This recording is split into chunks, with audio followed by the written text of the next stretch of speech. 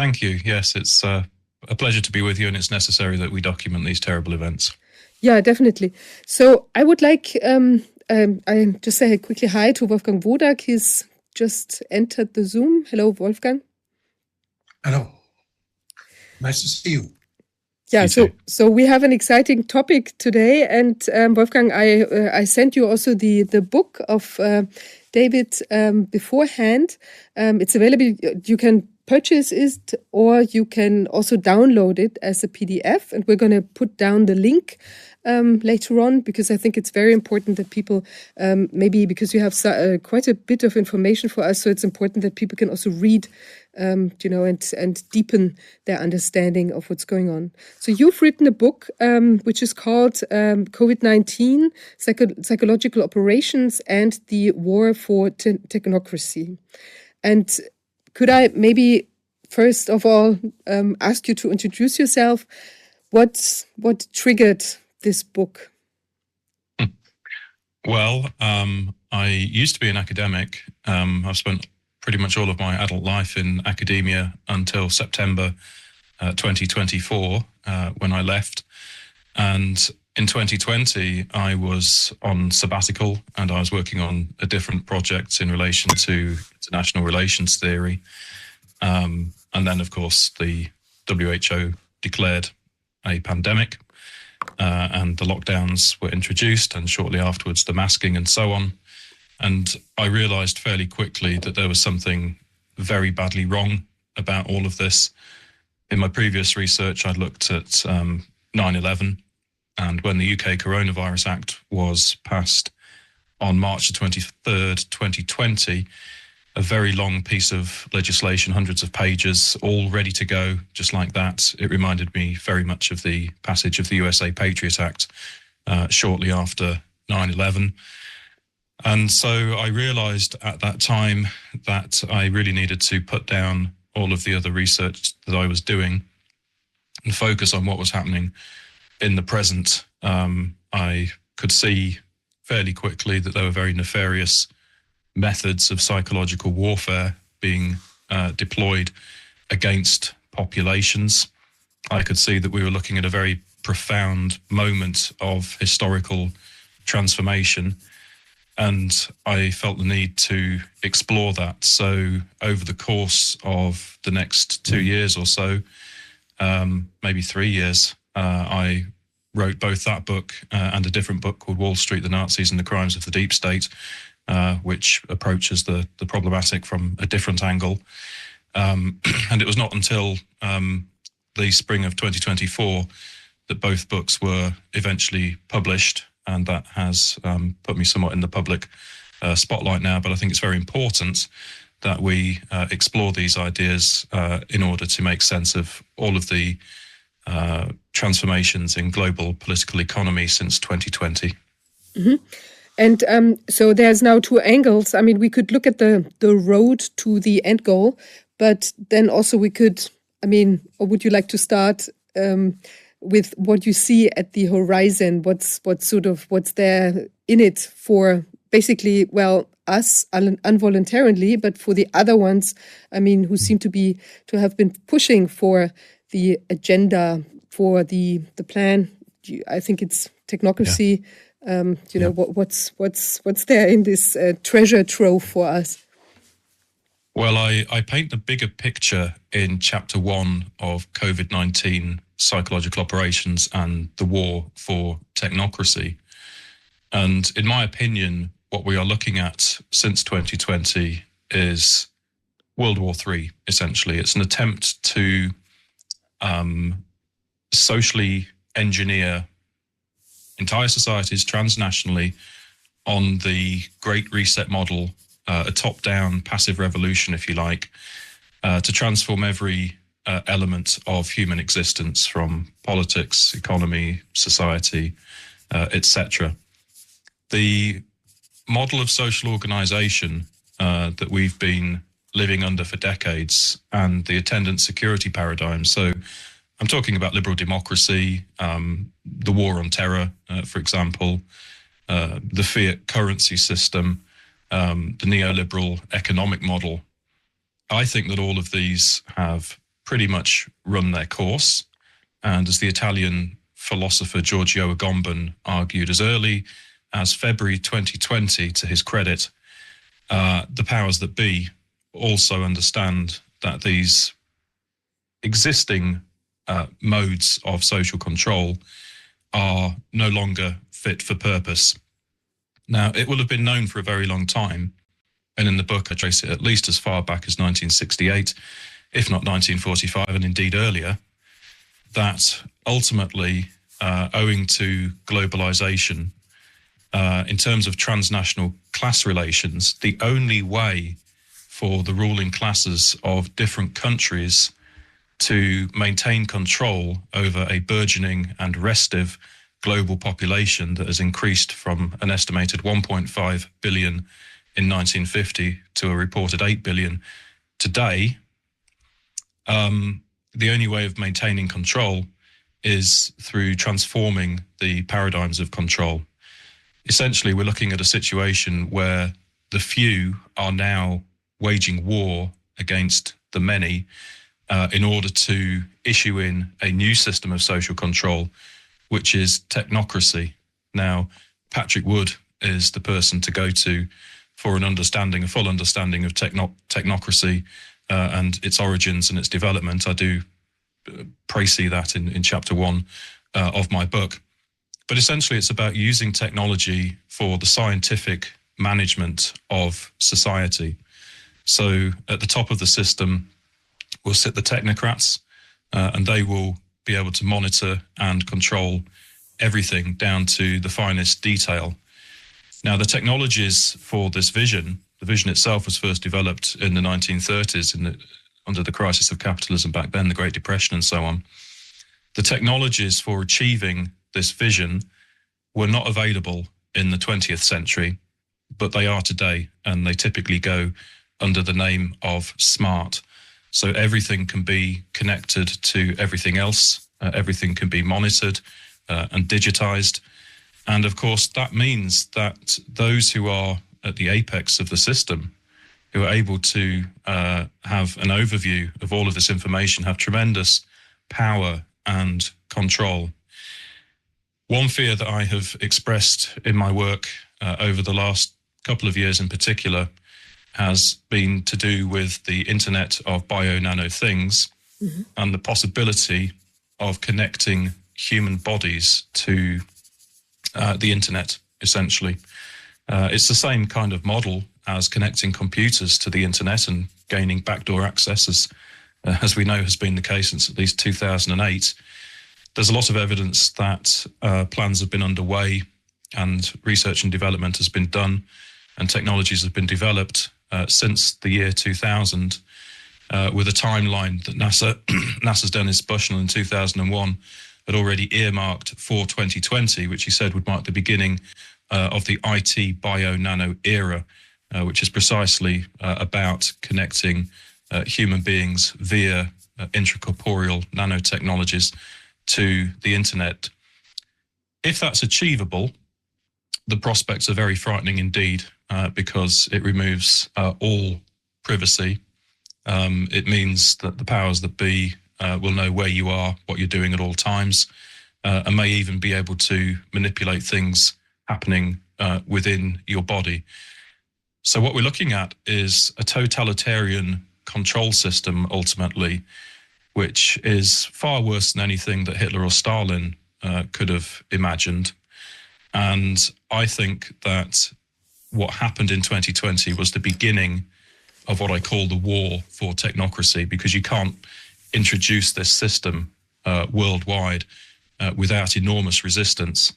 And so ultimately, world war is required in order to achieve this. Now, it's not the kind of war which looks anything like we've seen in the past. It looks nothing like World War II or World War I. But nevertheless, we are looking at novel strategies, novel methods, novel technologies, a clearly defined goal, i.e. global technocracy and the controlled demolition of liberal democracy. So that's the big picture view. That's what they're trying to achieve. And I think what 2020 was all about was the opening campaign of that wider war. And often what you find with psychological warfare is that it's the prelude for worse to come. And so what took place in 2020, in my opinion, was the most ferocious, largest in terms of scale, deepest in terms of the number of different methods combined, psychological operation ever conducted. And all of these horrendous methods that I document in my book were simultaneously rolled out in a plan which was obviously highly coordinated on a transnational level, which must have been years in the planning, very deliberate, and offers clear proof that the social contract, however you conceive it, is effectively broken. Because now what we have are governments acting not in the interests of the people, but at the behest of a transnational ruling elite and actively attacking their own people. We saw that in the case of the psychological warfare, which created tremendous stress and deprivation and confusion and various forms of psychological and physical debilitation. So this is a pretty momentous period that we're living through, because I think that the powers that be themselves are intent on dismantling the existing social control paradigms and instituting new ones. And so I think that we're living through an interregnum at the moment where the old paradigms are no longer functioning, no longer fit for purpose, but the new paradigm, technocracy, has not yet been properly instituted. And the technologies are still being rolled out in terms of the smart cities and the 5G, the 6G and so on. They're not there yet. And so we're in this peculiar kind of intermediary period where the situation could go in any direction. It might spiral into chaos. It might be that they achieve their dystopian vision of global technocracy, or it might be that the public understands what's going on and formulates a more positive vision of the future for itself. Can I ask you, the bio-nano era, so is that, does that mean that they are, I mean, the idea would be, or the plan is, the goal, that via nanoparticles that are within our body, our bodies maybe, or is it just the dust outside? But I assume you mean like also inside our bodies. So they might be able to read our minds, or like to control things, or to induce health, or like sickness and so on. How would these bio-nano, this junction, how would that be done? Is that through the jabs, or maybe through other stuff that we eat, these nanoparticles that are maybe in the, outside, or like in the animals that we eat, because they're now being injected with like nanoparticle vaccines or whatever? How does that work? And is there scientific evidence that it might be, that we might be able, or they might be able to hook us up to some smart all over dust system, so that we can really be controlled and manipulated, and maybe even steered to things that we might not want to do? Yeah, there's a lot of debate and controversy around these areas. I mean, what we do know, for example, is when you look at a figure like James Giordano, the Pentagon neuroscience advisor, telling the cadets at West Point in 2017 and 2018 that the brain will be the 21st century battlescape. And he talks openly about the development of smart dust and its ability to penetrate into the body. There's extensive scientific literature, which I and my co-authors have cited in our transhumanism series, but also if you read my report titled Omni-War, Exposing and Ending the Invisible War Against Humanity, which was published in Soleri back in September. You'll find an awful lot of literature there which talks all about the ability of nanoparticles to cross the blood-brain barrier. So this is a disturbing convergence, really, of ideas and technologies which are targeting the brain. Now, when you look at the empirical evidence regarding the contents of the so-called COVID-19 vaccines, I published a lengthy paper on this in September 2022, looking at the findings of 26 different researchers and research teams from around the world. The findings are very troubling indeed, because it's very clear that whatever is in these things, they contain a whole raft of undisclosed ingredients, and subsequent examinations have been confirming this. So in the last few months, we've seen a paper from Argentina talking about 55 undisclosed metals being demonstrated to be present through spectroscopic analysis. We've seen research from South Korea that appears to demonstrate the sensitivity to the contents of these vials to EMF frequencies. Various research teams back in 2021 were finding similar things in terms of EMF sensitivity. When you look at the peculiar morphology of what's in the shots as well, and I cite the work here of David Nixon in particular, who's explored this extensively, there's some very peculiar things indeed going on. Now, it's difficult to know what exactly that is and what exactly its purpose is, and we mustn't overreach. Having said that, there is a very extensive literature on the internet of bio-nano things, going back to 2015. The key name here is Professor Ian Aki-Yildiz, and he has talked quite openly about nanotechnology being in the COVID shots. And that extensive literature is all about being able to deliver self-assembling technologies into the body through a syringe, which would be then able to communicate with an external network. So there's a big question here around the technological feasibility of this. Is it definitely possible to do this?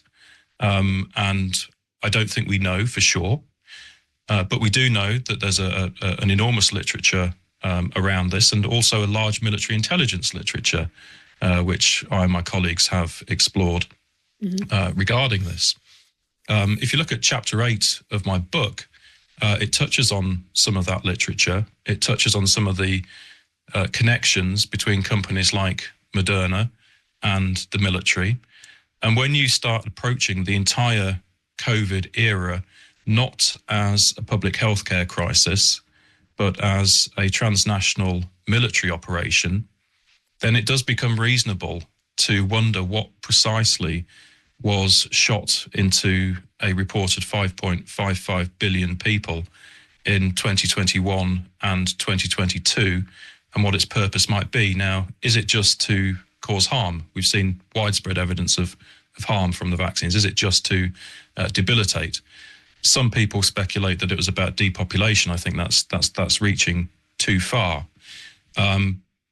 My view is that when you put this in the context of the wider war for technocracy, is that it must have something to do with this broader project of connecting human beings to networks in various ways. Now, it could be that what happened in terms of the COVID injections, perhaps that was a worldwide experiment. Perhaps it was intended to calibrate different levels of whatever was in the shots to advance knowledge of how different people, different demographic groups and so on respond. And when you think about the how bad is my batch phenomenon, where 1 in every 200 batches has been shown to have been far more deadly, actually, than the other batches. That can't be by design. It must be by design. It can't just be the product of poor manufacturing. So when you put it all together, I think there are a lot of question marks. We don't know for sure exactly what this is, but there's a lot of evidence that means we must take seriously these military possibilities. And of course, when we go down that route, we also then have to start thinking about classified military technology and the fact that that leads publicly available science and technology typically by several years. And so we also need to have a certain intellectual humility to recognize that there may be things which are scientifically possible already and technologically feasible that the public doesn't yet know about. So these are the kinds of ideas that I'm trying to open people's minds to, and to remove a kind of very closed-minded approach where there are many critics who very confidently assert that they definitely know what's going on, etc. I think there are a lot of question marks, but we do have to be looking at these areas. Yeah, I think it's very important that we stay vigilant and don't stop at a certain border and then think, now everything is we found out and okay, this is the explanation, but because we're not able to sort of fully understand what's going on. I mean, what I find very suspicious, and we've talked with Dr. Sabine Stäbel about that. She analyzed also what Ugur Sahin has written in his book about his heroic invention there. And it's really so weird that you'd have this kind of, rolled out in such a warp speed situation, but then you have these super high tech ingredients that basically, how would they be developed in this short period of time? And then it's also surprising that you have if you followed the dilettantism theory, basically, put together such a toxic mix with all kinds of ingredients, is the most toxic from all areas. And this is quite surprising. I mean, if this was just coincidence, and I would also assume that it's more that there's something more to it, and that they knew exactly what they were putting together there, be it for harming or for some additional purpose. And I mean, just for harming, you could have maybe done something else, or just put 3 ingredients in instead of 10 that are maybe dubious, So it seems to be a complete overreach of putting all that in that might be toxic under certain conditions, or it's maybe that it'll connect. You need these ingredients, and maybe then at some a certain time, or with some additional input that these people get, or whatever the world gets, then all of a sudden you have a completely different lookout on things. I mean, this is, of course, it's it's a working, let's call it a working hypothesis, yeah. So instead of, there might not even be a conspiracy behind it. Who knows? But it's it could just, we have to think in all directions, so we know what we might be dealing with in the end. Yeah, there are fundamental questions arising from what you've just said, even without the contents, just the vials themselves. How do you manufacture billions of vials within a few months? Is that even possible? I'm not convinced it is.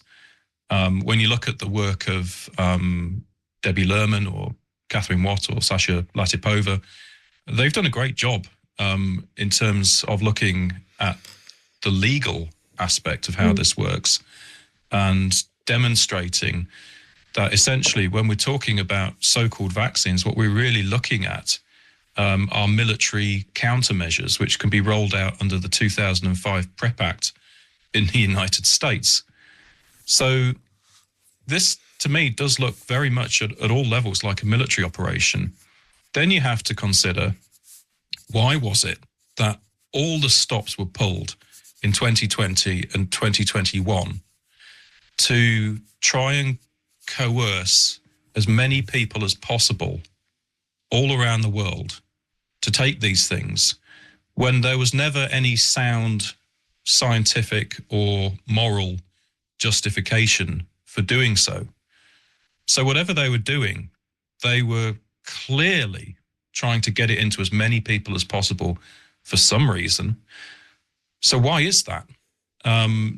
These are the things that we need to be asking. We have to jettison completely the idea that this was all about some novel deadly virus, which turned out to be no more deadly than the flu, if it existed at all.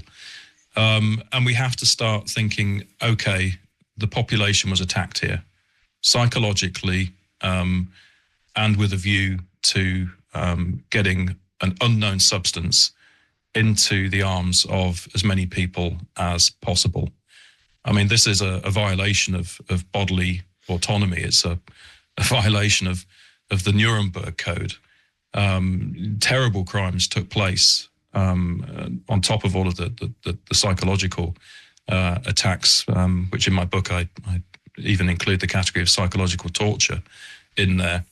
Of course, the lockdowns as well had a horrendous effect. The masking had a horrendous effect. The attacks on children, the way they were expected to be isolated in schools and everything. I mean, this was really a full frontal attack against the population, but nevertheless in a manner which was cloaked and camouflaged and disguised as something else. And again, the whole idea of camouflage and decoying and so on is a military concept. So the whole thing was presented in one light, but I think that something completely different was going on. And I think that what this has really done has been to expose the existence of a transnational deep state, which is where the real power lies in the world. And it's that transnational deep state which can influence and control governments at key moments. I mean, just the decision to lock down, for example, in this country, the senior scientists and politicians in mid-March 2020 were saying, no, there's no need to lock down. And there's certainly no need to wear face masks. And, we mustn't take this too seriously. And then all of a sudden, overnight, on the 23rd of March in the UK, lockdown. And then in the summer, when case rates are at their lowest, face masks. I mean, none of it made any sense from a scientific perspective. And so it must have been about something else, which is a scary proposition, actually. Yeah, I mean, definitely, it's really, I mean, this whole lockstep thing, that was also so telling, I mean, that cannot be that you have with basically no dead people in some areas. I mean, we spoke to quite a few countries, like, representatives from countries or people from several countries, like very early in the beginning, and also to an acquaintance of mine from Nepal. And there were basically no dead people, nothing, and then all of a sudden you close down everything. We had the same, I think it was on March, wasn't it March 18th, Wolfgang, that they closed everything down. And it was out of the blue, I was really thinking this is like a coup d'etat, but I was basically, back then, I only had the feeling, oh wow, it's a power grab, like, an attack against democracy. Of course, at that point in time, we couldn't really see what would be happening with the vaccine, the so-called vaccines, and if it was just like a game for all the financial marbles, if they were just wanted to harvest money from the population, or if there was more to it.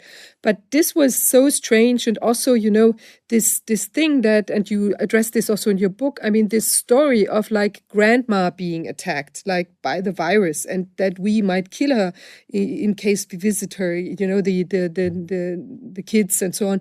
I mean, this story was the same around the world. And that is, I mean, that was also, I mean, wouldn't if it was like a natural process, wouldn't you come with individual national stories, you know, to make people afraid? Or like in some countries, you'd maybe have someone, like we had this short-term example in Sweden, you know, where things were dealt with a little bit differently. But wouldn't you have more people like looking at it with a sense of reason, you know, because that's what you usually do. You have a dangerous situation and the people, whatever the captain of a ship or so says, stay calm, you know, do not panic. It doesn't help if you panic. We have to look at things like, you know, at most ease possible and then try to find a solution. But everyone was like tooting in this horn of like terror, panic, your last minute has come and so on. So what have you find out about that? Is there a source? Have you located a source of this story? Or these stories? Yeah.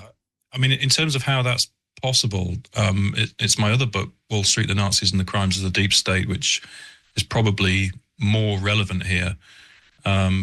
Because what you're describing, again, is further proof of a transnational deep state that coordinated governmental responses all around the world. And this is quite a shocking revelation, really, because we are encouraged to think that we live in free and liberal democracies and that national sovereignty is meaningful. Mm-hmm. But what 2020 demonstrated was that all of that is a myth, and that actually there is a de facto global power structure in the world which is capable of implementing similar policies and similar propaganda all at the same time against the population. So in Wall Street, the Nazis and the Crimes of the Deep State, I try and unpack the origins of that deep state. And I go back in particular to the United States in the late 1940s in order to do that. And just to give one relevant example in the COVID context, mm-hmm. If you think about NATO, founded in 1949, you know, already a transnational organization. But the revelations about Operation Gladio, which was it originated as so-called stay-behind armies left throughout Europe in the event of a possible Soviet invasion. But over time, its purpose morphed and it entered into a series of false flag terror operations, most notably in Italy in the 1970s and 1980s, which were blamed on the left and used to create a more authoritarian political culture, the so-called strategy of tension, which then later on was the model for the war on terror. Now, the reason I bring NATO up in this context is the recent revelations. I think it was October 2024 from the Netherlands, when the health minister, I think it was there, came out and publicly said that the Dutch response to COVID-19 was being coordinated by NATO. Yeah. And I thought that does not surprise me in the least. So we seem to have this kind of clandestine transnational network, and I would say that it's a criminal network that has managed to infiltrate our governments worldwide through its young global leaders and various other means. And I don't think it's credible to say that we live in healthy, functioning liberal democracies anymore. I think that's all gone.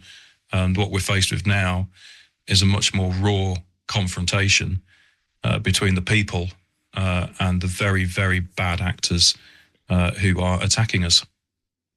May I have a question? What do you think about the role of China? Because it was so funny to observe when the whole thing started in mid-March in Germany, when they started on the 18th of March and they made a big alarm. China had already stopped the whole action. They had already normalized their daily life. And before they made the theater to frighten us, And then when we were starting getting afraid, then they all said, it's gone. We don't have cases anymore, which is not possible. As an epidemiologist, I know that such things cannot happen, but they just said it and they stopped. So if China plays a role, and it looks like that they played a role well coordinated with the rest of the world, but what's the role of China now? What do you think? Why do they destroy Europe? And why do they not touch China? Why don't they touch some pieces of the world? They don't influence. I would be interested in how you see the role of China. Yes, thank you. I have a section on China in chapter 1 of my COVID book. And what I argue with respect to China is that it wasn't really a virus that came out of China and threatened and devastated the world. I think, as we both know, that makes no epidemiological sense. But what has really come out of China and is now attacking the West is technocracy. So China is, in the words of Ian Davis, the world's first technate. People still like to think of it in terms of communism, but really China has successfully implemented the technocratic model in terms of, for example, the social credit scoring, the CCTV cameras and the facial recognition, and linking all of this up. So I have a Chinese friend who was telling me about when he went back to Beijing and how he was able to just walk straight into the zoo without having to stop at a ticket barrier or pay, and how wonderful this was because simply the camera had scanned his face, recognized who he was, knew that he was a good guy, and charged his bank account accordingly.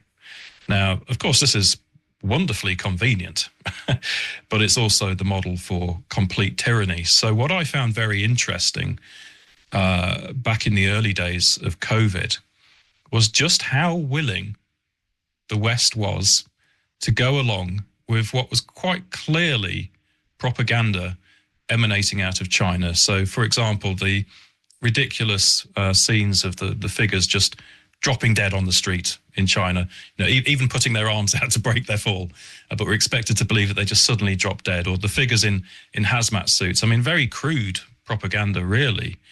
And yet the West embraced it. And some of the scientific studies coming out of China, which of course we know are influenced by the CCP. And yet so many Western scientists were just willing to accept those studies as proof of the virus and run with it. And politically, in my book, I cite over the course of several years, actually, many Western leaders talking in glowing terms about China. Justin Trudeau, for example, talked about how he quite likes Chinese dictatorship because it's efficient and it gets things done. And so actually, I think there's been this kind of hidden admiration of China on the part of Western authorities because they are already much further down that road towards technocracy and the possibilities that allows for totalitarian social control ultimately. So that's how I see the role of China. Again, we have to get away from the idea of the virus and the healthcare crisis and so on. China is very significant for political reasons. But then it would mean, sorry, Wolfgang, a short question. These people that you mentioned collapsing on the street, like all of a sudden because they couldn't breathe anymore, or like this horror scenes in these houses and so on. I mean, if we now assume that they maybe were not quite what they seemed, maybe these people were not so dead or like sick than we had the impression they were. So then it must have been basically like a false flag event, or like that there were people in China. Maybe it was not even filmed in China, could have been anywhere, like pumping out these videos to scare us, but also China not saying, this is not what's happening here. But in fact, like either I don't remember if they pushed this as a statement saying, "Oh, this is happening with us," or if they just did not say, these images do not come from our grounds or something like that. But they must have been complicit basically in presenting this kind of horror show to the West and also to their own folks. Yes, in chapter 4 of my book, I talk all about fear propaganda, and I cite examples from all over the world that are very similar to that Chinese example. And the levels that this went to were really quite extraordinary. I have a section called hospital propaganda in the book, and this actually fooled me for a short time when I was trying to debate in my own mind in 2020 how dangerous this alleged novel virus really was.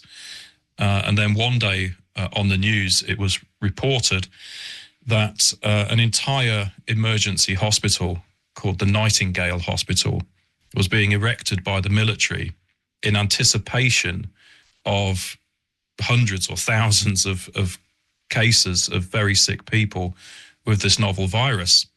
And I thought, wow, that's pretty big. This must be real. And similar things again were happening elsewhere in Spain, in Madrid. I think they'd converted an ice rink into a temporary morgue.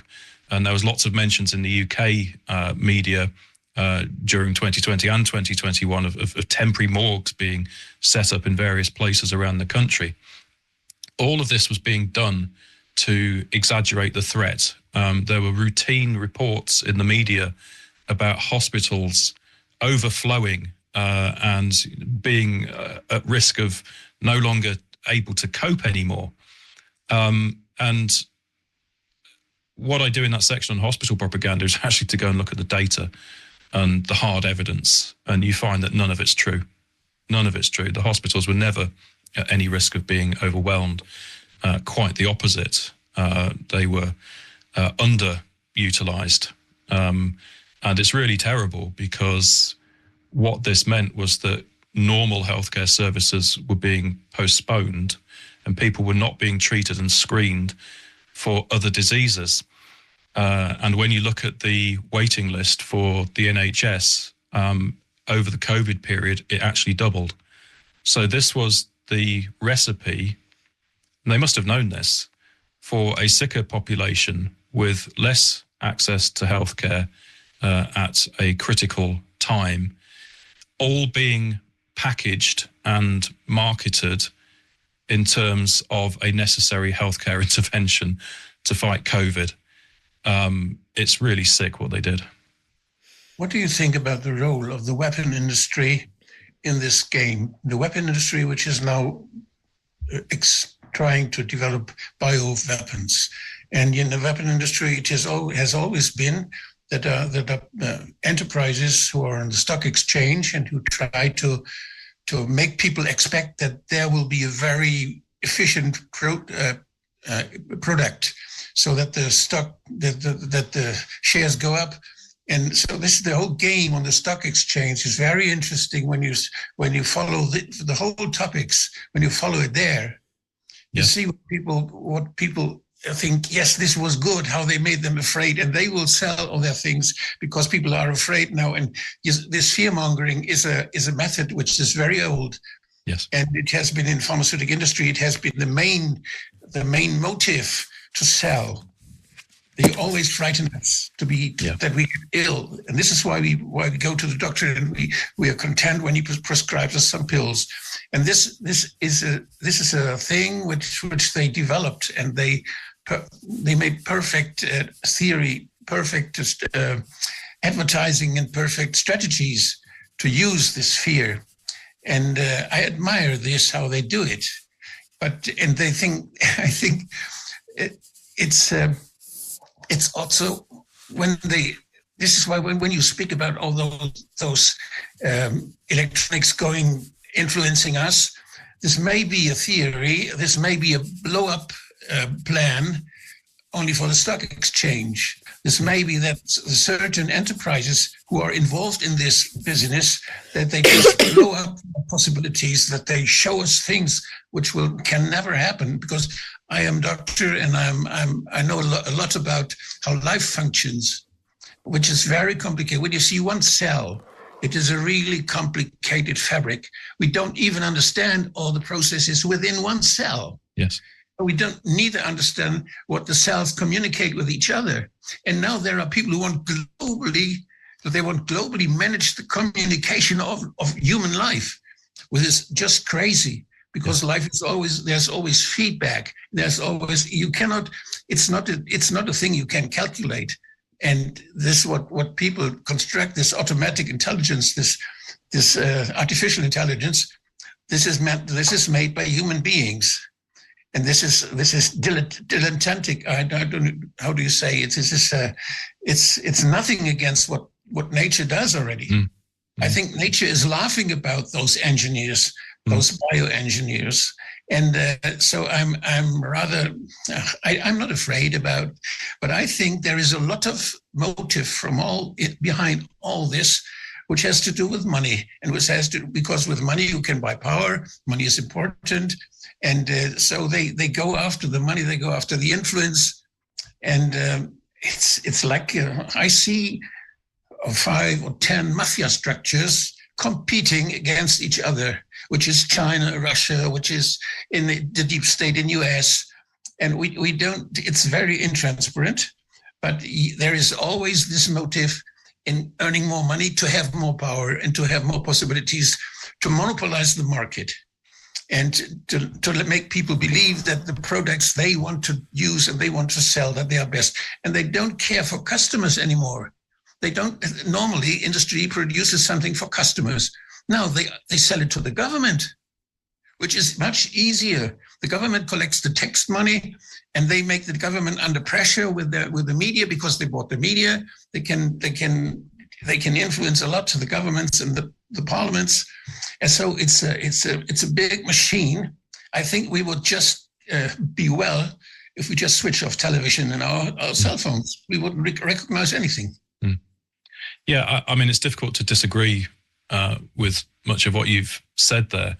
I mean, you said, what's the role of the military? We can go all the way back to the Eisenhower military-industrial complex and, think about the deliberate exaggerations of the Soviet threat in order that the US DOD then increased its manufacture of nuclear weapons enormously. And the budget went up by about 3 times in as many years. So, yeah, that's absolutely the case. In terms of a company like Moderna, it's very, very interesting when you look into their origins, and kind of founded around 2011 kind of time. Shortly afterwards, all of a sudden, for no obvious reason, venture capitalists start ploughing in large amounts of funding. AstraZeneca injected huge amounts of funding for the rights to some of the eventual products. This is for a company that had done nothing. In a short period of time, it achieved the so-called unicorn status, which is, I think, $1 billion valuation on the stock market. It hadn't produced a single viable product. The World Economic Forum was backing it. And so you have to be thinking, what is going on here? This is not normal. This is very peculiar. As late as June 2020, when it produced its SEC filings, it admitted that it was losing large amounts of money and had been for years, and there was no obvious prospect in the near future of anything changing. So why are all of these very powerful entities backing this company which hasn't produced a single viable product? Well, maybe they all knew that 2020 would come along. And sure enough, somehow Moderna just so happened to be one of the major manufacturers of the COVID vaccine. And then overnight, it was worth billions. The profits were absolutely enormous. The shareholders cashed in and made a fortune. And you absolutely cannot deny that there is a profit motive behind so much of this. So I would agree so far that what you say is right and is definitely an element of all of this. But it seems to me that there is more going on. There's another thing now. We are just heard from Trump, and when he was enthroned, there was some discussion about cancer and about cancer therapy with RNA and with the use of artificial intelligence by finding cancer cells in the blood and such things. This is a new thing, and you have to watch the stock exchange now, because this is a new program, and it's prepared in the same way. It's not a virus this time; it's cancer cells, and we know we have 1 million cancer cells we build in our body each day. This is normal. We have cancer cells always in our body, 1 million a day, and we have different cancer cells. Some come from the mucosa, from our throat. Others come from the blood. There's always, when there are cells rebuilt, renewed, there are some false products. There are some that are not right. And they are cancer cells, and they are just taken by the immune system.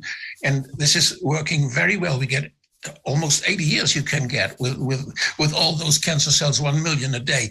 And now they find them with a special test, and again the PCR test will be used again, and then they tell us, they frighten us. You have cancer cells. We know which ones you have, and we have your genes, and you're exposed, and you should take this drug. We make a tailored drug for you, only for you, and it's very expensive. And they make pressure on the states, and they say, your population, you have to fight cancer. It's a big threat it's a pandemic, a cancer pandemic. So this is always the same trick. They will try this, and I'm very much after this to inform people how beautiful our immune system works, and that they don't need to be afraid.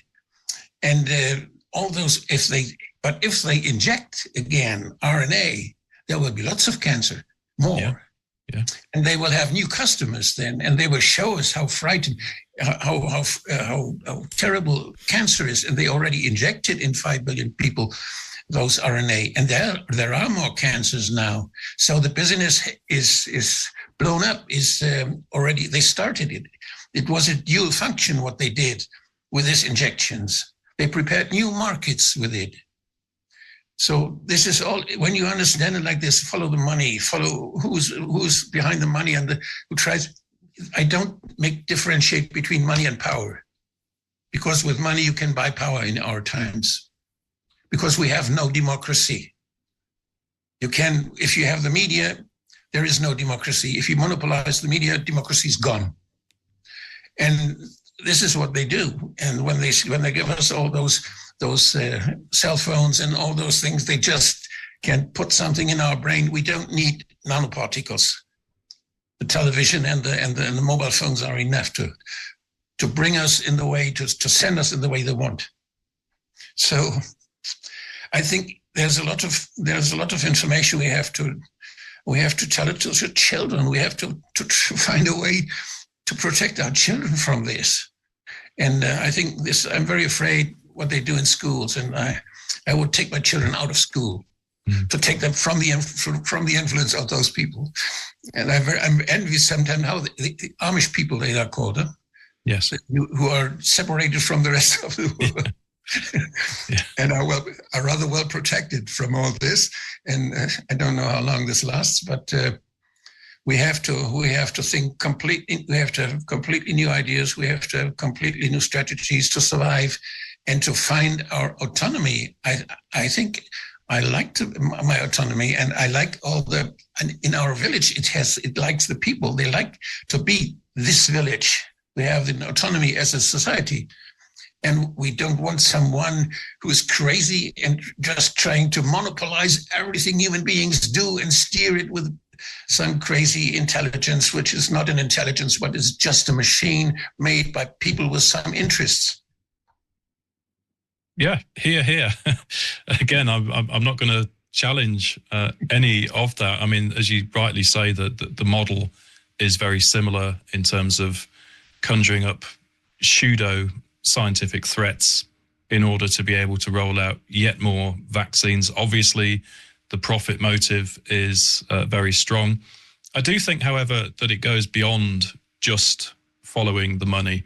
And again, this is where the military dimension to me becomes very important. Money, if you have billions, what do you want to do? What do you want to buy? Do you have everything? So yes. they try to play their big games, to be important for the world. They are crazy people. But I think is what David said in the beginning, that maybe, the sort of the normal way of, the functioning of capitalism was just very much in danger, because you have these, more people wanting to be, sitting at the table and also being fed like in a sort of middle class rising in India, in China, and in other places, so the attitude that, there no one wanted to be like, working with the garbage, or, removing the garbage from the streets, but they all wanted to do something nicer. So I think that's kind of clear that in the, for the capitalism system would not be just in the future continue working so smoothly as before. So maybe it was also they kind of stepped on the brakes, or had to step on the brake and find a different way. And Wolfgang, I don't know if it's like this. I don't really know how the influence, the possibility to influence people with like mobile phones and with how are we? What kind of information do we have? Like if this can influence us to such extent, but there are also people that are excluded, like very old people who are maybe not using the phone so much, maybe like young kids. But if you get them like a jab, like on the day they're born, like in America, where you have this hepatitis B and C, injection vaccine, so-called vaccine injection on the first day of their life, so then you maybe have a whole different control system. I mean, as what you mentioned, we don't know what kind of technologies might exist and what it might be used for in the future. So I think it might really be a step they had to take if they wanted to sort of cling on to their power. I'm very glad that you mentioned the transnational class relations there, because this is where it goes beyond just economics and getting rich. And I agree that this isn't just about money. This goes way beyond there. And this is about power, and it's about control. And the problem now that the transnational ruling class faces is that its position is actually quite precarious as a result of the old paradigms breaking down. So that's why I think that we have to be looking at what's happened as something which goes way beyond just the stock market and powerful people manipulating the situation to get rich. We also have to be looking at it in terms of novel mechanisms of social control. We have to be looking at the military dimension to all of this, and we have to acknowledge the large amount of military intelligence literature which I and my co-authors have unearthed, which shows the development over at least a 25-year period of nanotechnologies designed to go into the bodies and communicate with external networks. So I appreciate that it might sound somewhat sci-fi. I appreciate the incredible natural power of the immune system, again, a theme that came up during the COVID era. But at the same time, I think we must also recognize that there are psychopaths who are looking to override all of that and try to get technologies into the body if they can for social control purposes. Now, I don't want to kind of produce a crude kind of caricature about this. I mean, I think earlier you talked about, the possibility of, reading thoughts and brainwaves and so on. I don't know if that's necessarily going to be possible. When Klaus Schwab is saying, imagine we sit here in 10 years time and I can just directly read your mind. This might just be nonsense. But what troubles me is if it is possible to get something into the body which can be remotely located, then you're looking at potential system there for remote control torture or assassination. or at the very least, surveillance. Okay. And that's what troubles me. I think you're right. It's very dangerous because you can kill millions of people with this. Yeah. You can switch them off. This could be possible, but what you cannot do is to improve society. If you want to control a society, you have to simplify the society, because you're not able to control all those different people who are, each one is different from the other one. And we in Germany experienced that the small family enterprises, and with the small banks everywhere, the small financial institutions everywhere, disseminated over the country, who know each other and who cooperate. There are so many different ideas, so many competition and ideas, and there's much more productivity and much more invention, as if you have in a state which is controlled by some people. They have to unify the people. They are not allowed to have other ideas than the boss. So they can produce what the boss says, but they cannot invent and contradict and find new ways.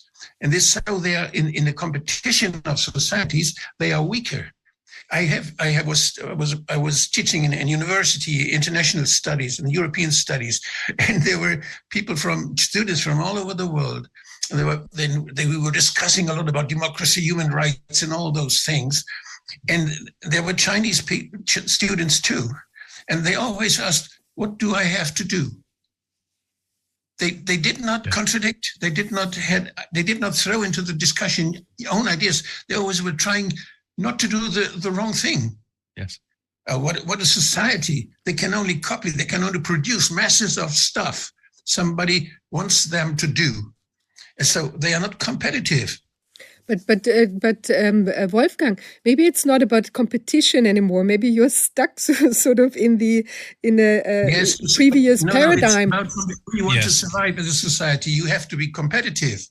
I know, but imagine this was not of interest anymore. Like, say you just have to be like, if you look at it more like in not inventing new stuff for like the well-being of people, like improving their life or whatever. But if you just imagine for a second, and I think maybe that's David, what you also are suggesting, like, or what Patrick Wood is suggesting. I mean, this technocracy is more like about administration of like a huge amount of people, supplying the sort of the least, the little, the minimum what is necessary. I mean, like a fridge, whatever, like, and a small cage in which these people live and so on. If you think, they don't need to have a car anymore in order to buy like a lot of stuff to create art, for instance, you don't need all that stuff anymore. It's really just about surviving.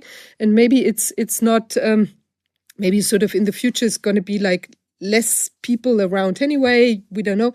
And then you have a few where inventions come, but like that's sort of just for maybe making the life of a certain elite better or so. Then you just have to, you don't need all these inventors. You don't need these German entrepreneurs and Austrian entrepreneurs and all that. You just don't need it anymore, because we have come so far, and maybe there's even more stuff like, waiting for us in this military realm where there are inventions that we don't know about.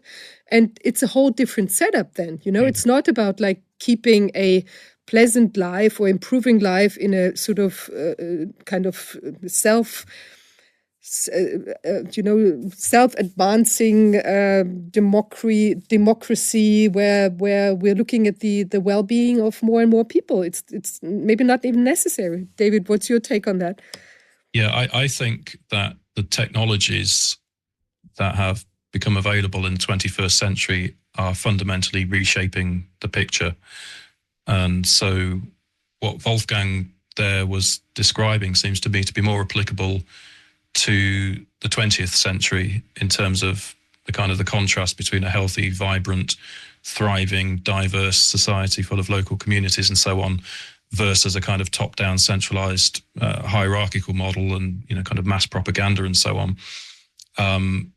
What we're faced with now, because of the new technologies, is what Catherine Austin Fitts refers to as control one person at a time. Now, the outcome may look similar in terms of large groups of people all following prescribed patterns, as we saw during COVID, for example. But actually, the control is being exerted not at the mass level, but at the individual level. And this, again, is where all of these smart devices become so dangerous. Even something as supposedly harmless as on Netflix, when it asks, do you like or dislike this program, and you just, thumbs up or thumbs down. All of that information is being fed back to the intelligence agencies and companies like Palantir, who are hoovering it all up and monitoring it and building psychographic profiles on everyone.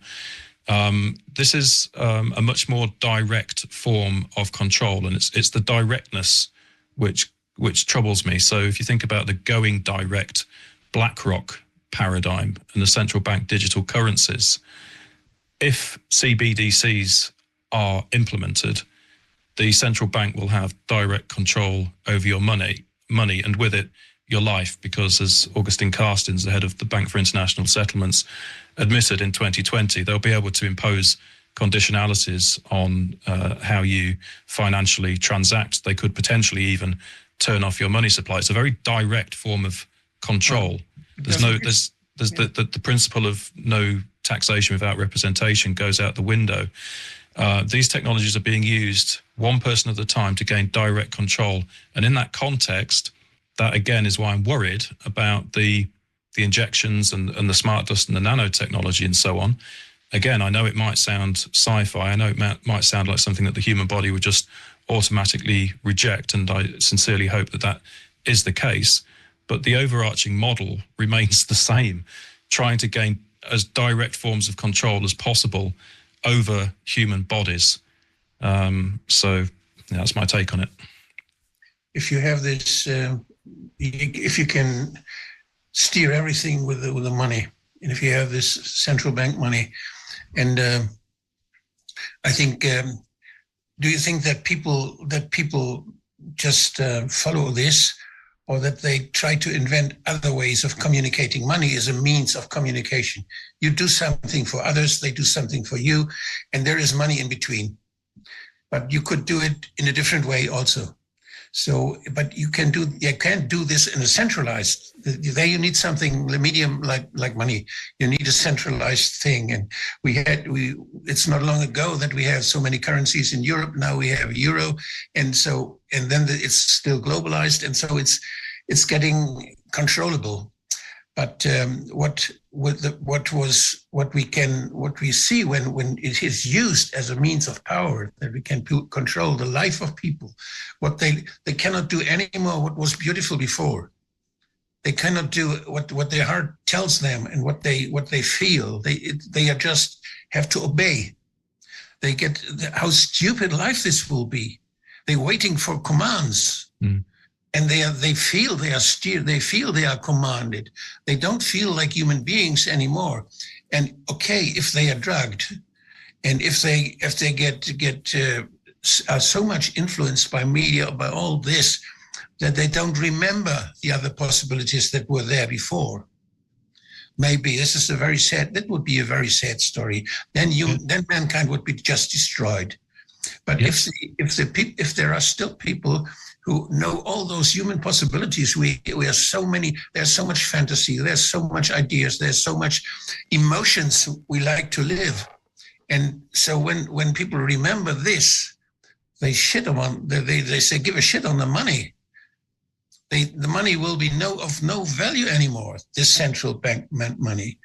They will have other values that are more important. And as long as human possibilities are still there, somewhere there, what do we experience now in this Corona campaign?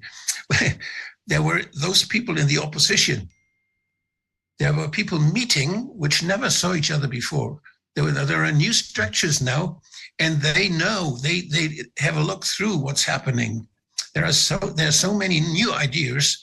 In the same time, when they try to suppress us with all those fear machine, there are new people coming together as we come together here now, which is not a big television chain, but we find a way to communicate, to find others with whom we can exchange our opinion, our feelings, And so I think these are human possibilities. It's very difficult just to, with some nanoparticle, to suppress it. If people will see it, that other people are suppressed by this, and that they get crazy and they just follow the rules, and they put every mask which is put on them, they wear it. And so, but the others who see it, they try to find out, why did it come? I want to avoid this. I go somewhere else. I don't do this. And my children, they shouldn't do this.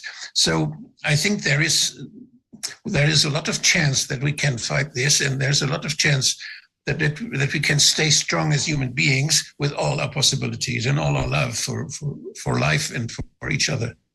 That's sort of addressing the way out. That's addressing the way out. And David, what are you also have ideas on how we can get out of that power grab? Yeah, well, I mean, when you're looking at a war waged by the few against the many, the only way that the few can win is through technological means. And the whole technocracy trap is rooted particularly in smart technologies. So when you think about people being hopelessly addicted to their smartphones and social media platforms, which were designed to be chemically addictive through the dopamine hits whenever you get a notification and so on. And when you then kind of marry that up with AI and the increasing tendency of people just to outsource their thinking to AI and just let the computer tell them what to do, this is how you end up with a very dumbed down and submissive society, which is much more easily controlled. So one obvious measure is to fight the smart technologies, because there's no evidence that they'll be responsibly governed. And there's every piece of evidence that they are increasingly encroaching on our lives and not being used to make life better in a more efficient way, but to control populations. So one thing I often say, just a very simple tool of liberation, is just ditch the smartphone. It's not good.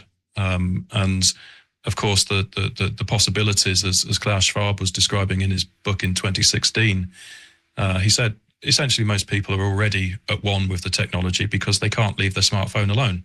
Many people take it to bed with them and so on. So you can see, looking into the future, according to Schwab, that it's only a matter of time before these kinds of technologies go under the skin, which was a phrase that Yuval Noah Harari used in March 2020. Surveillance technologies going under the skin, just as the COVID era was beginning. And so again, it returns us once more to this idea of syringe injectable technologies, potentially. So these are the things that we need to resist. And what we have on our side are the numbers, because this is a campaign waged by a numerically, proportionately minuscule number of people worldwide who control the means of production. So the printing of the money, the media, the military weapons, and so on. They have the control over that, but numerically, they're very, very small. And so what we need to do is to continue to spread the awareness of what's going on, get people to think more critically and independently about what's happening. And then ultimately the way out is mass non-compliance, because if the public rejects these technologies, the new control paradigms cannot be enforced. And I'm very much grateful to Wolfgang for highlighting the very positive aspects of human nature, which are always operative, and the kind of creative principles and defiance of abuse of authority and so on. I think that collectively we have more than enough to get out of this. But we have to, first of all, appreciate and understand what is happening. And that's what I've been trying to do with my work. Mm-hmm. That's right. I have a question. Like you mentioned, the word menticide before we started our conversation, and I would like to know do you think, because we have a very unusual situation. So when we think about the world wars, yeah, they were happening although they were called world wars, they were only happening in certain areas. Yeah. Mm-hmm. So it wasn't like there's a war, obviously, it has a lot of very traumatic aspects to it. But in this case now with the COVID, we had basically trauma going on all over the world at the same time. So I think that's very unique when you think about like some giant traumatic event. I mean, what else could be like that? Maybe like a meteor, hitting the Earth in some area but it affecting everyone. So with more or less. But this was like everywhere around the world at the same time. So we have trauma. Like, I mean, the people who thought this was all real, like a most deadly virus ever hitting, a purge to mankind and so on. But also for us who had doubts, I mean, we had to, as you said before, we had to also realize that there were things going on that were just not in line with what we had thought would make sense in the democratic setup that we thought we were living in. Yeah. So we also had to cope with some sort of traumatization. I mean, like on a different, not like a bodily, but like a sort of societal trauma, basically. And you have all these things, you mentioned the masks and so on. And so do you think that they were thinking with this trauma? I mean, there's also these research on trauma-based mind control and like techniques from the, I don't know if that's Tavistock Institute or whoever came up with these kind of experiments, or like military realm. So do you think they were kind of wanting to create, or like someone had maybe hoped that they'd be like a clean slate trauma setup mindset all around the world, and now you can introduce like new beliefs, like saying, okay, the one health, the one government, one world, one religion, whatever is now what we have to, turn to in order to find new anchors in life. What's your take on that? Yes, absolutely. And I go into those themes quite extensively in chapters 2 and 3 of the book. You mentioned Tavistock. If you go back to the 1920s, that institute was very interested, particularly John Rawlings Rees was very interested in shell shock in people who had fought in World War I, and how that condition made them more psychologically malleable, which of course opens possibilities for control. What I describe in chapter 2 is, as you go through the 20th century, the use of shock techniques, for example, in the MK Ultra program, electroshock, insulin shock, yes, are applied in ever more horrific ways. Firstly, to individuals in the mid 20th century, but by the time you get to around the 1960s, they're looking very much at techniques for applying shock to groups and indeed entire societies. So then, what Naomi Klein has called the shock doctrine. And she links it directly to the CIA and to MK Ultra. You can trace through a number of major events, the coup in Chile in 1973, 9/11 and so on. And I argue in chapter 2 at the end that precisely these techniques were used during COVID. It was fundamentally a shock and awe operation. It involved principles of isolating people, defamiliarizing them from their normal environment, and then simultaneously exposing them to massive levels of repeated fear messaging. So it's very clear to me, at least, that what was done in 2020 has its origins in CIA mind control programs. And then in chapter 3, I explore trauma-based mind control. When you go back, for example, to the Amnesty International reports on torture in the 1970s, what they talk about is chronic stress being fundamental to torturing someone. So the acute stress is kind of short-lived and can be actually healthy and useful if you're in a kind of fight or flight situation. But chronic stress is debilitating and profoundly harmful. and is a key element in psychological torture. So I then linked that to the work of Dennis Rancourt and the kinds of stress that were induced through the COVID measures. And he finds a direct correlation in the United States, where the most detailed data was available, between stress and mortality rates. And another thing that I look at in that chapter is the use of face masks, because when previously had blue surgical face masks been forced upon people for no sound medical reason, the only example I can find is Guantanamo Bay in 2002. So don't get me wrong, people in East Asia would wear the mask, but that was kind of voluntarily because they thought it was for sound healthcare reasons. But in terms of being forced to wear these things, prisoners at Guantanamo Bay, and there are photographs of this from 2002. So that got my alarm bells ringing. And then I looked at what else those prisoners were wearing. And they had, for example, blindfolds or blackout goggles, very thick gloves, industrial strength earmuffs that you'd use to kind of block out the sound of a road drill and so on. And it's very clear that what they were doing to those prisoners in Guantanamo Bay corresponds precisely with the CIA mind control programs from the 1950s and 1960s, which talk all about sensory deprivation and how that can be used to torture someone and break them down.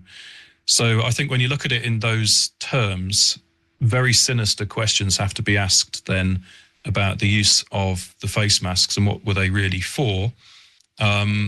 Another thing that you find in some of the literature around this is the idea of self-inflicted pain. That is the other key element to effective torture, according to the CIA. So sensory deprivation, self-inflicted pain. So one example would be if you tell someone to just go and stand on a stool, don't come down. Very, very simple. They go and stand on the stool, and then you just leave them there for hours. And the psychological torment in them is the knowing that they could just step off the stool, but of course they're afraid of what might happen if they do. And so they stay on the stool. And after a while, it becomes about them doing it to themselves. So it's just a little thing. It's not directly harmful, but it builds and builds. And similarly with the face masks, these things are obviously harmful. I mean, the kind of stale zone between the mouth and the mask, etc., and breathing in exhaled bacteria, they're harmful psychologically in terms of reducing communication and so on. They create this awful horror film-like look. Everything about them is bad, and yet people were just expected to wear them and told to wear them. And most people did. And you saw a lot of people wandering around with them kind of under their chins because obviously they were unpleasant and they didn't want to really be wearing them. But just that kind of element of just continuing to wear these things when everybody knows that they're oppressive and clearly they're harmful. Again, I wonder how much of that goes back to the torture techniques that were developed, the psychological torture techniques, the invisible torture techniques, which the CIA found to be effective in the 1950s. So when you put all of that together and you think about torture techniques having been developed and then deliberately applied to entire societies transnationally, you see that we're looking at something really, really dark. And again, earlier you mentioned the killing granny motif, which seems to have appeared in many different countries. It was certainly very prominent in the UK. Well, again, in the MK Ultra mind control programs, one of the ways of traumatizing young children is to make them feel responsible for the deaths of others. So this killing granny thing was not innocent by any means. It was not about healthcare. I actually had one student who went home during the winter of 2020. Her grandmother happened to die while she was there, and she came back to university, and she genuinely thought that she was responsible for killing granny. And this is very traumatic kind of material. So again, a society which is traumatized is easier to program and manipulate. And Mary Holland of Children's Health Defence said, anyone who lived through the COVID-19 era could be forgiven for feeling that they're experiencing PTSD. And that's all by design. These traumatic processes were rolled out against entire populations by design. So that's what we are now faced with as populations. We have governments that are implementing these very dark transnational deep state measures against us. And what are we going to do about it? Yeah, and it's also that you have, that's when I mentioned this, the World War constellation, usually when you look at the previous wars, and then it's only a few people involved, like also in the individual, like atrocities during war, during fighting and so on. So you have a certain amount of the people being traumatized, the soldiers and so on. Here's everyone. And then it comes also with some sort, you mentioned that, or hinted on that, this kind of this feeling of guilt, and maybe what you've done to yourself, what you've done to the kids, what you've done maybe to the neighbor. You yelled at them because they didn't wear the face masks, and you felt super threatened by that, or whatever, so everyone, or a lot of people have accumulated quite a bit of guilt and guilty feeling and so on. So that it's also a little bit like, when you invested in the stock market and you see it's going down, the shares are going down, and then you say, it's a buying signal, I'm going to get more, so it's very hard to let go of this one wrong decision that you might have taken, that you believed it, that now you have to admit, Jesus, I got fooled, and now I have to admit that, and wow, what's going to do that? Then I have to look at myself, what did I do?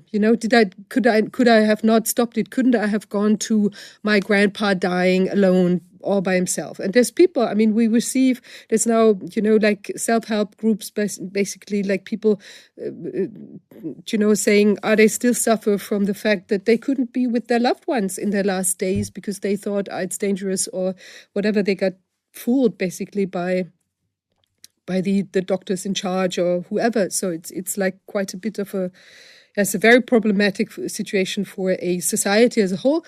Also, since It's not really being addressed, it's not that are now more and more people coming out and saying, I did the same thing, I was wrong, please forgive me. Or it's just not, it's just being silenced, basically. Yes, these are very important points. And this is one of the reasons why these kinds of trauma-based mind control techniques are used, because people who are abused for understandable psychological reasons instinctively do not want to revisit that abuse. And therefore, how as a society can we work through everything that was done to us if we're not willing to actually go back and remember what happened? So in chapter 1 of my COVID book, I kind of frame the book as a gigantic project of anamnesis, of remembering the specific details as well, so that we can begin to come to terms with the past. It's troubling in 2025 to see almost a forgetting. So many people don't really want to talk about it. It's almost as though it never happened to some extent, which is quite extraordinary when you think how intense it all was. But again, there are good reasons for that, and we have to resist that, and we do have to remember what happened and why. Mm-hmm.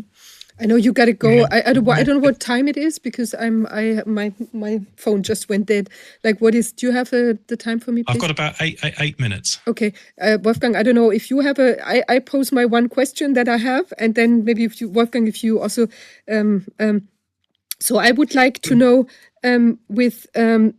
since there was, when they pulled off this whole thing, they started this. It kind of the shot "Let's go" was put into the air, whatever.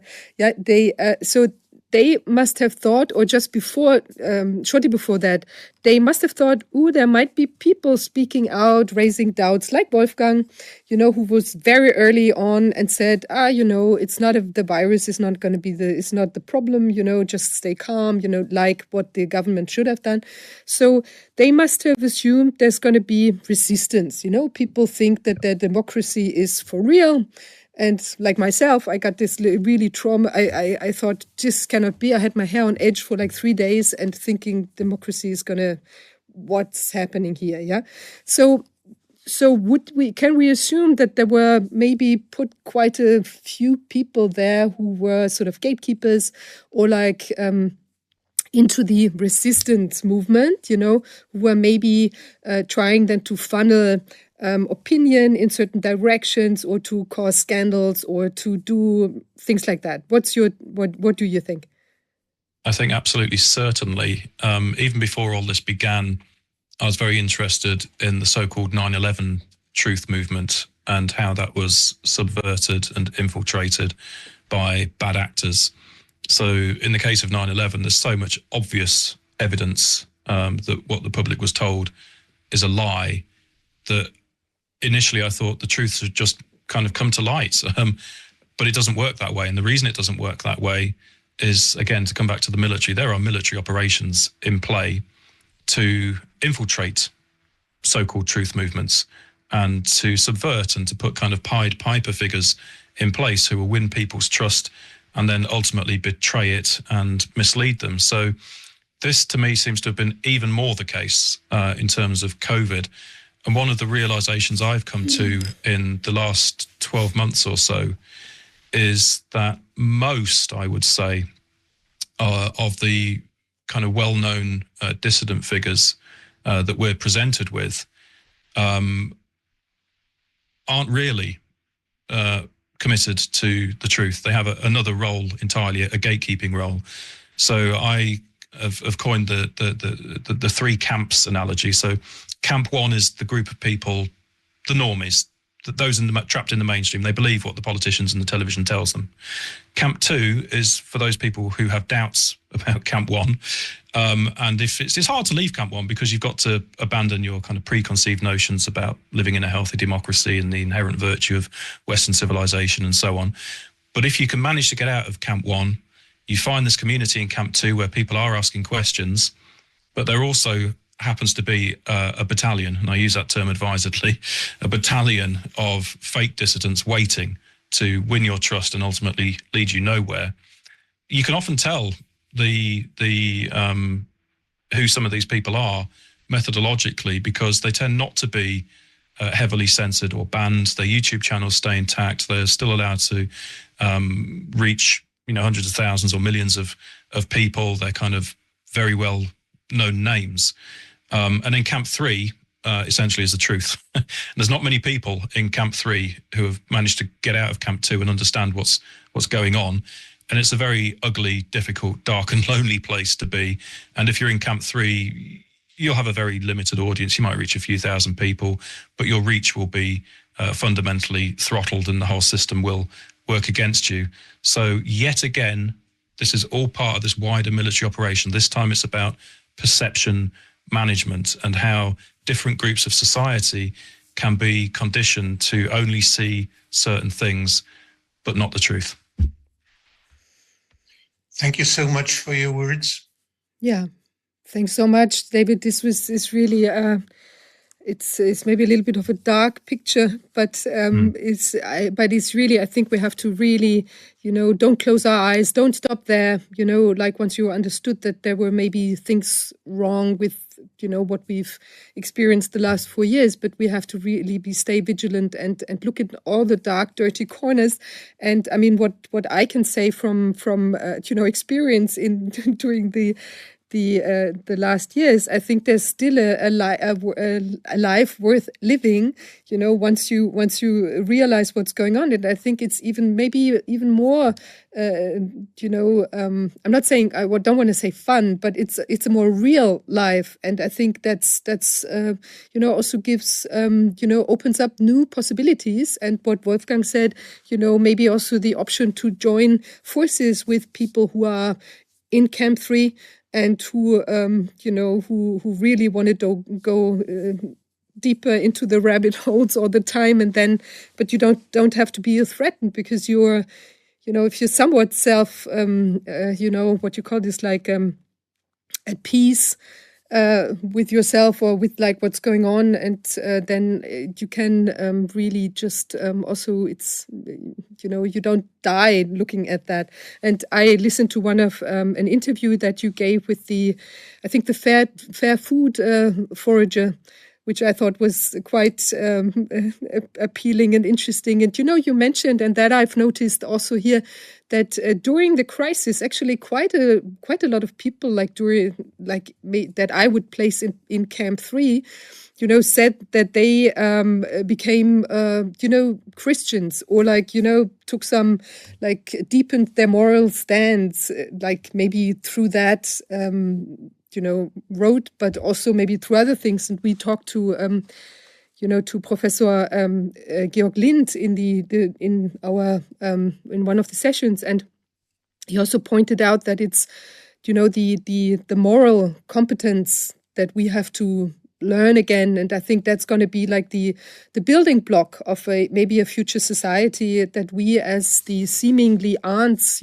can pile up to a giant new beautiful house. That's what I hope is going to happen. And I think it has to be some moral and human, and maybe even by built also from these aspect of what was Christianity and maybe other moral, or these that you respect life and respect the creator, and have some sort of thankfulness for what's going on, and that we're here to be good for one another. I hope this was understandable what I wanted to say, but thanks to you also for what you said. Yeah, it's fundamentally a spiritual war as much as anything else. And when you think about the profoundly immoral behavior that has been witnessed over recent years, I think that's not possible without the gradual hollowing out over many decades of Christianity as the basis for Western morality. Whatever you think about Christianity, it does provide some kind of moral bedrock.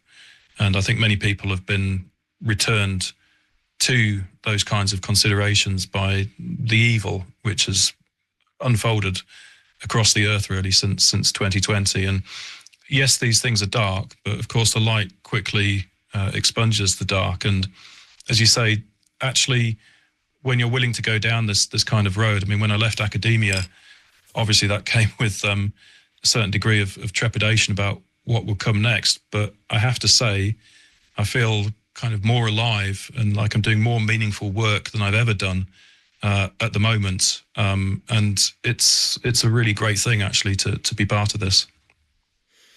Thanks so much for sharing all your findings and thoughts with us. And do continue your important work. And I'm looking forward to the second volume of your insights into what's been going on, and maybe what's going to come, or what might they have in store for us, and which presents that we might want to reject.